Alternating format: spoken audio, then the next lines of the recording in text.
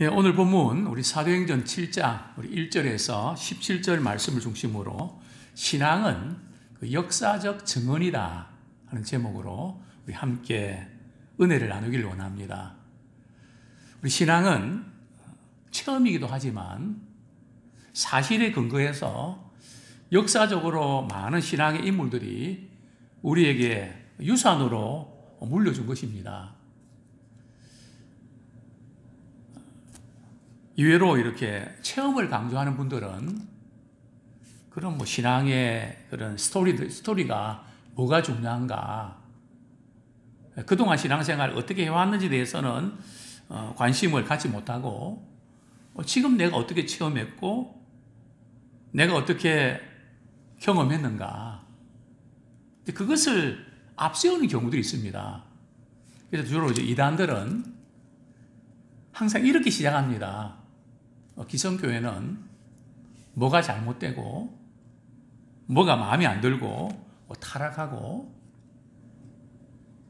기존에 이렇게 교회에 대해서 부정하면서, 물론 우리 교회는 사람이 모인 곳이기 때문에 우리 고쳐야 될 게 많이 있죠. 그렇게 기존 교회를 공격을 하면서 마치 우리가 있는 곳에만 구원이 있는 것처럼, 생명 말씀이 있는 것처럼 자꾸 그런 쪽으로 몰아간단 말이죠. 그래서 그분들은 신앙의 역사성이 중요하지 않습니다. 또 신학도 중요하지 않습니다. 신앙이면 되지. 신학이 뭐가 필요하냐. 신학이라는 것은 객관적인 것입니다. 그래서 좀 이렇게 신학을 하다 보면 좀 딱딱하고 굉장히 객관적인 것을 강조하죠. 그러나 간증하고 체험한 거 이야기하면 굉장히 생동감이 있지 않습니까? 물론 우리 신앙은 체험이 필요하지만은 신앙의 그 역사성이 대단히 중요합니다. 다시 한번 우리 개개인도 신앙의 스토리가 있고, 우리 믿음의 부모님들, 또 성경에 나타난 인물들, 우리에게 하나님이 어떤 분인지 말씀하고 계시는가, 또 우리는 자녀들에게 어떤 신앙의 유산을 물려줄 것인가, 대단히 중요합니다. 자, 오늘 본문 우리 사도행전 7장 1절, 대제사장이 이르되 이것이 사실이냐. 지금 스데반은 사내들인 공회에 가서 신문을 받고 있습니다. 그 사내들인 공회 의장이 바로 대제사장입니다. 대제사장이 이제 스데반에게 이렇게 질문합니다. 이것이 사실이냐? 이게 뭡니까? 뭐가 사실이냐는 거죠. 그게 바로 우리 13절, 14절 같이 읽겠습니다. 두 가지인데요. 시작. 거짓 증인들을 세우니 이르되 이 사람이 이 거룩한 곳과 율법을 거슬러 말하기를 마지 아니하는도다. 그의 말에 이 나사렛 예수가 이곳을 헐고 또 모세가 우리에게 전하여 준 규례를 고치겠다 함을 우리가 들었노라 하거늘. 끝까지요. 그 두 가지는 뭔가 하면, 첫 번째는 거룩한 곳, 즉 성전을 헐락을 했다는 거죠. 즉 성전을 못 오겠다는 겁니다.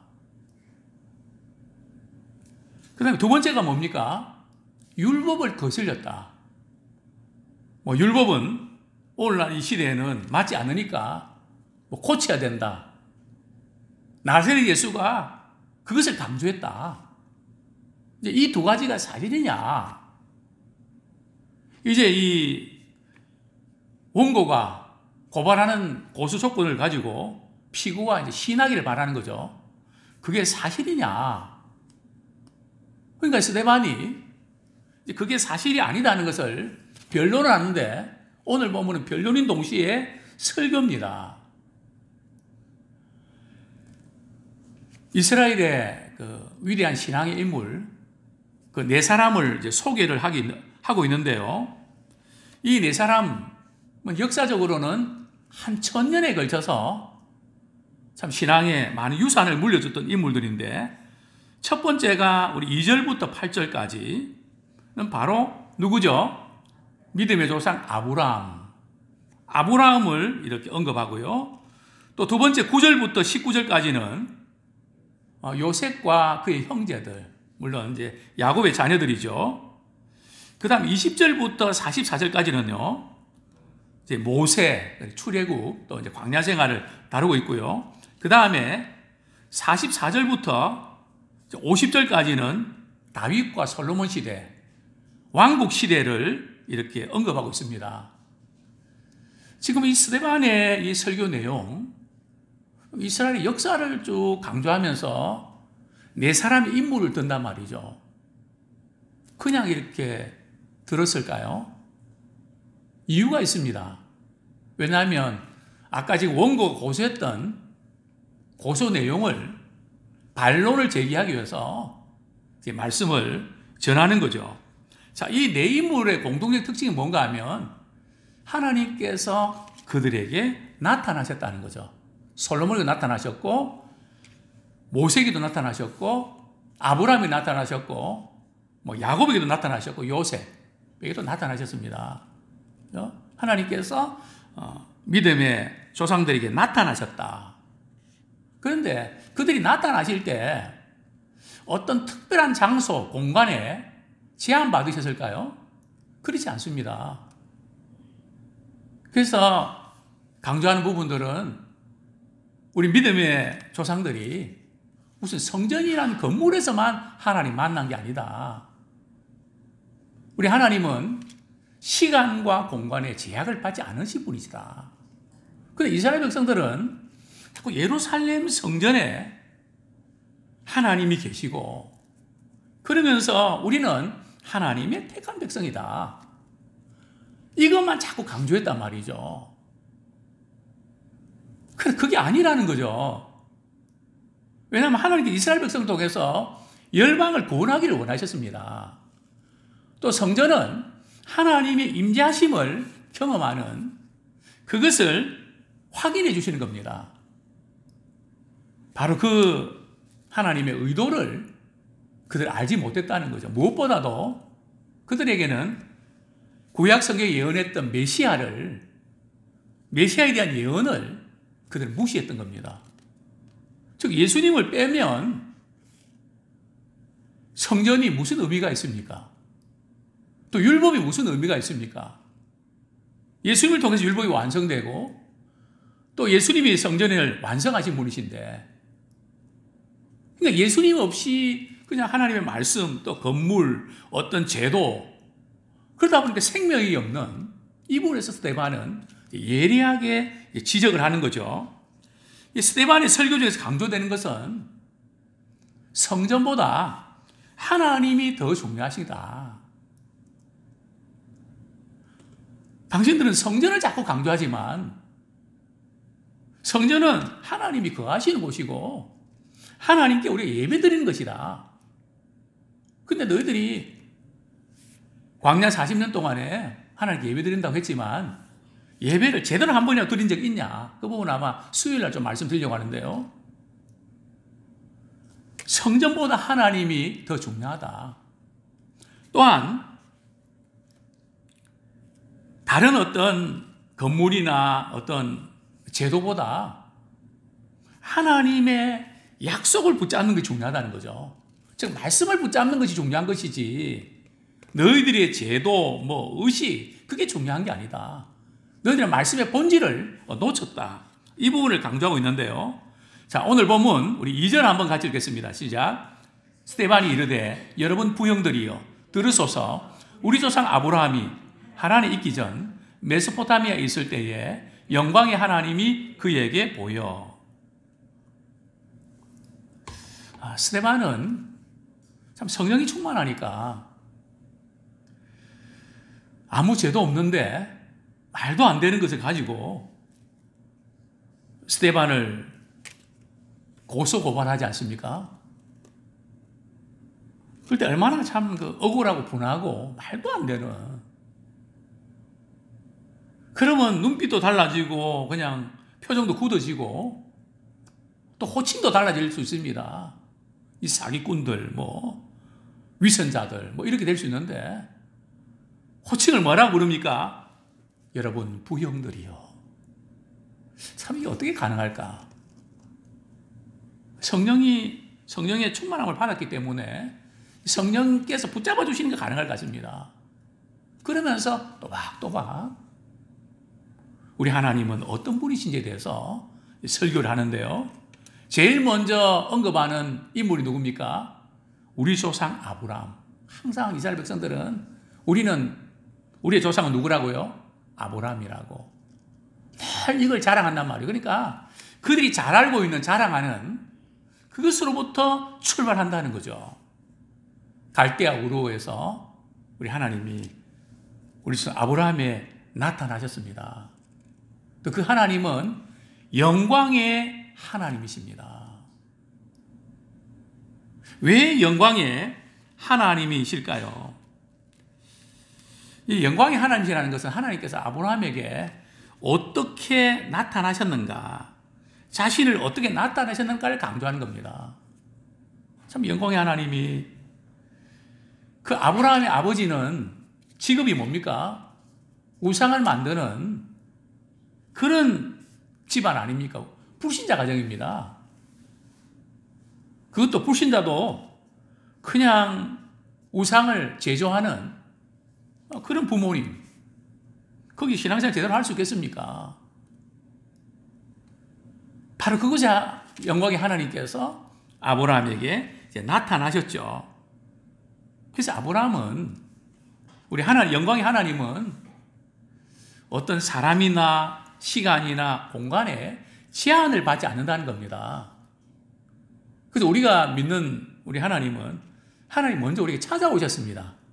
그리고 자신을 나타내 주셨습니다. 이 부분에 강조를 두고 있는 거죠. 시간과 공간에 제한을 받지 않으신 분입니다. 그래서 그분이 나타나셔서 뭐라고 말씀하십니까? 우리 3절, 4절 같이 읽겠습니다. 시작. 이르시되 내 고향과 친척을 떠나 내가 내게 보일 땅으로 가라 하시니 아브라함이 갈대아 사람의 땅을 떠나 하란에 거하다가 그의 아버지가 죽음에 하나님이 그를 거기서 너희 지금 사는 이 땅으로 옮기셨느니라. 갈대아 우르를 떠나라. 그리고 내가 내게 지시할 땅으로 가라. 고향과 친척을 떠나라.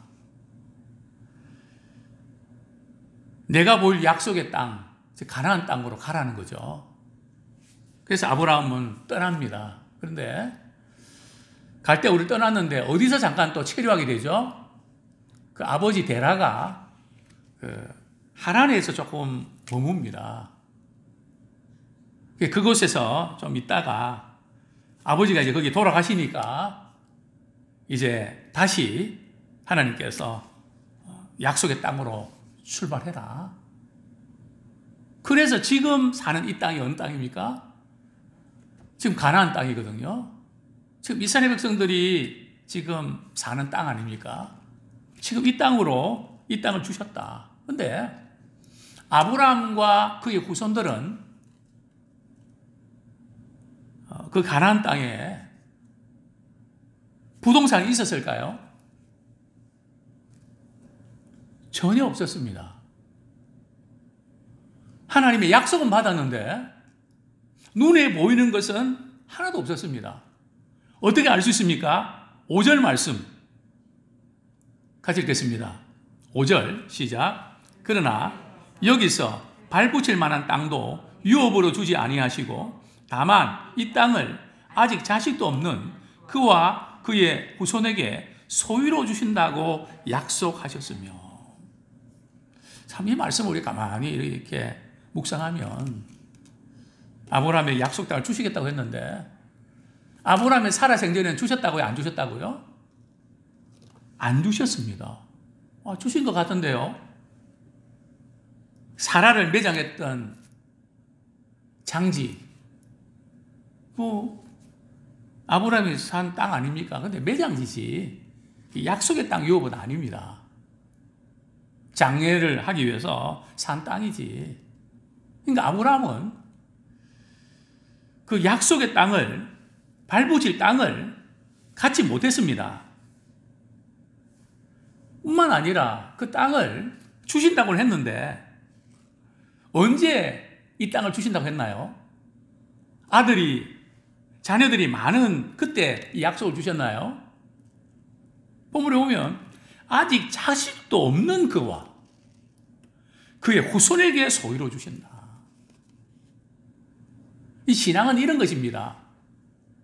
당장 눈에 보이고 변화가 일어나고 역사가 나타나고 그러면 얼마나 좋겠습니까?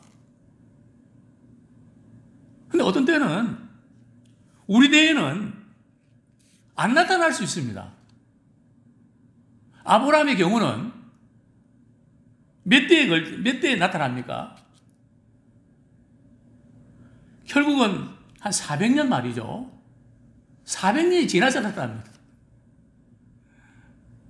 그러니까 우리의 기도와 우리의 수고와 또 우리의 섬김이 당장 나타나는 경우도 있지만 우리 약속을 받고 그 약속을 위해서 우리가 기도해 왔는데 우리가 죽고 나서 우리 자녀들에게 또 우리 손주들에게 또 상당한 시간이 지난 후에 아브라함 같은 경우는 이제 요셉을 통해서 이제 결정적으로 좀 구체화되죠. 자, 우리 6절 말씀. 하나님 약속을 주셨는데 시간이 걸리고 과정이 쉽지 않습니다. 6절 말씀 같이 한번 읽겠습니다. 시작. 하나님이 또 이같이 말씀하시되 그 후손이 다른 땅에서 나그네가 되리니 그 땅 사람들이 종으로 삼아 400년 동안을 괴롭게 하리라 하시고.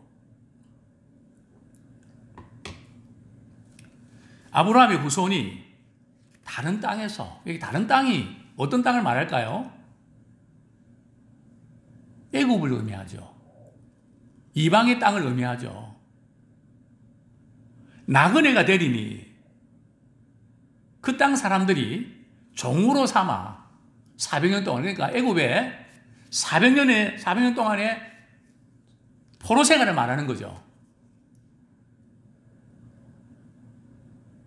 하나님께서 이 약속을 주셨는데 그 400년 동안 뭐 잘 풀리고 그러면 좋은데 그냥 종으로 말이죠. 400년 동안 이렇게 괴로움 당할 것을 말씀하셨습니다. 언제부터요? 우리 창세기 한번 보겠습니다. 우리 창세기 15장 13절. 창세기 15장 13절.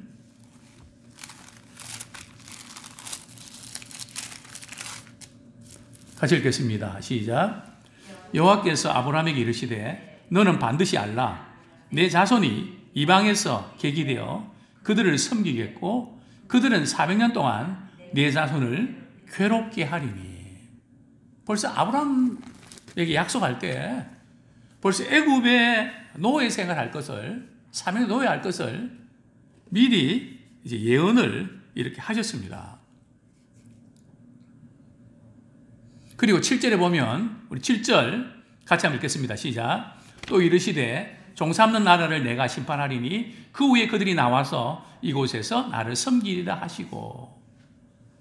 그 종 삼는 애굽이죠. 하나님께서 10가지 재앙을 통해서 그들을 심판하시죠.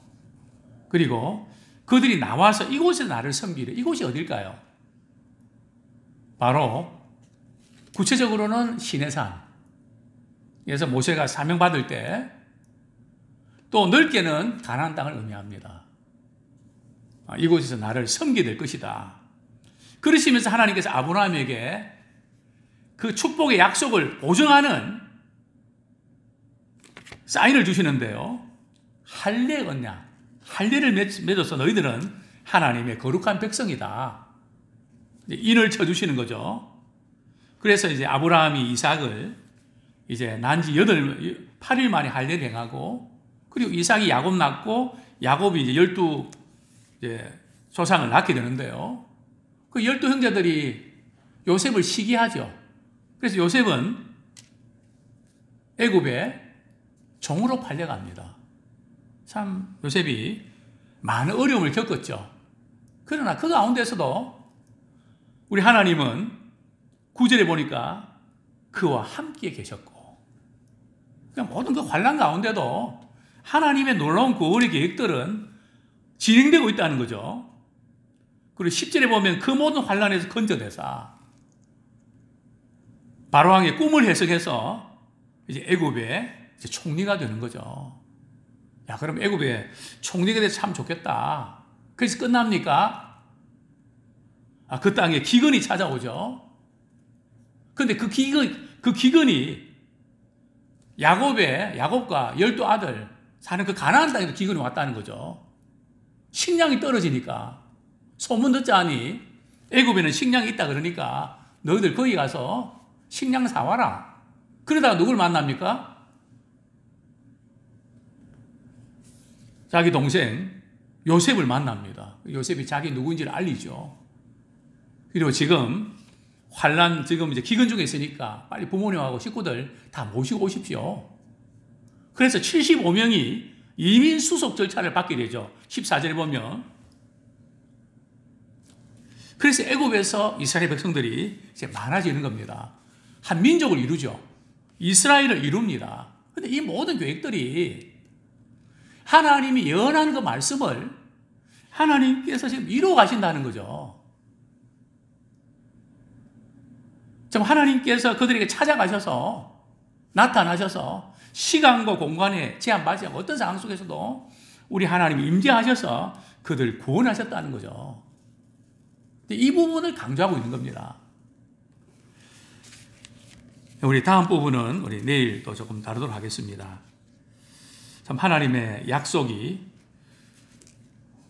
끝난 걸까요? 뭐가 꼬이는 것 같은데 내일을 기대하시기 바랍니다. 하나님의 약속이 어떻게 이루어지는지 우리 말씀 붙들고 우리 같이 한번 기도하겠습니다.